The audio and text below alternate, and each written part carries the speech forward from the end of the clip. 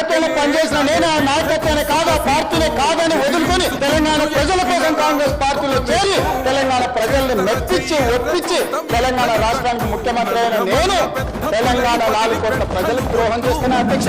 ఆనాడు వారి నాయకత్వంలో ఉన్నప్పుడు తెలంగాణ బిల్లు వస్తే ఇదే పట్టి విక్రమార్క గారు ఆ కుర్చీలో కూర్చున్నప్పుడు 54 నిమిషాలు చంద్రబాబు నాయుడు గారు అక్కడ కూర్చుంటా 3వ బెంచ్లో నించున్న నేను తెలంగాణ కోసం ఏం మాట్లాడిన సజీవ సాక్షి ఈ చట్టసభలలో రికార్డును ఒకసారి తిరిగేయండి అధ్యక్ష. మొట్టమొదట నాకు తెలంగాణ నా ప్రాంతం తర్వాత పార్టీ తర్వాత నాయకుడు. నా ప్రాంతం కోసం నేను ఎదిగిన పార్టీని ఏ నాయకత్వం కింద పనిచేసిన వదులుకొని ఈరోజు తెలంగాణలో మళ్ళీ కింది నుంచి ఇక్కడికి వచ్చిన అధ్యక్ష.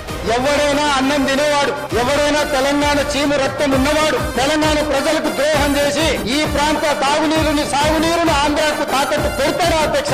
నాలోకటి వాడు పెడతారా అధ్యక్ష? 20 ఏళ్ల నుంచి మీరు అందరు నన్ను చూస్తారు, మీరైతే 30 ఏళ్ల నుంచి చూసిండ్రు. విషయం వచ్చినప్పుడు నేను మనుషుల పట్ల మర్యాదగా ఉంటా, వ్యక్తులను గౌరవిస్తా, సమాజంలో మర్యాద బ్రతకాలనుకుంటా. కానీ హక్కులకు భంగం కలిగితే ఎవరి మీదైనా తిరగబడతా అధ్యక్ష.